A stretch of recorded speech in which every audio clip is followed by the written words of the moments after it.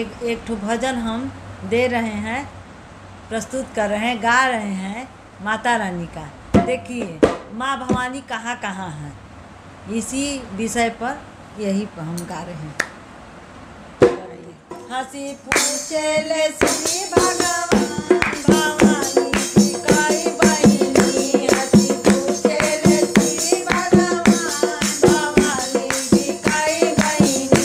अरे एक बहिनी यही कलकत्ता में बाड़ी, एक बहिनी कलकत्ता में बाड़ी।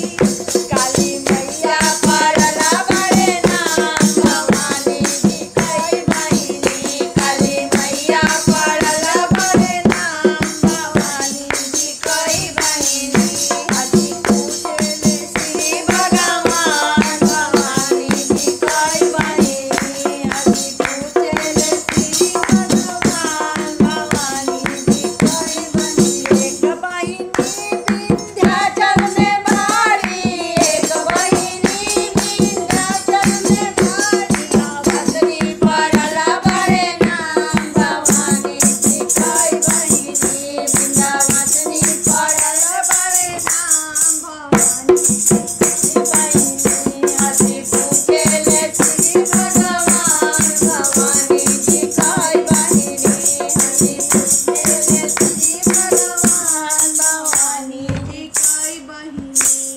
एक बहिनी यही पटना में बाड़ी, एक बहिनी यही पटना में बाड़ी। पटन देवी पड़ला बड़े नाम भवानी की काई बहिनी, पटन देवी पड़ला बड़े नाम भवानी की काई बहिनी। हंसी पूछे ले श्री भगवान भवानी की काई बहिनी, हंसी पूछे ले श्री भगवान भवानी की काई बहिनी। एक बहिनी यही आरा में बाड़ी, एक बहिनी यही आरा में बाड़ी। पटन देवी पड़ला बड़े नाम भवानी की काई बहिनी, पटन देवी पड़ला बड़े नाम भवानी की काई बहिनी। हंसी पूछे ले श्री भगवान भवानी की काई बहिनी, हंसी पूछे ले श्री भगवान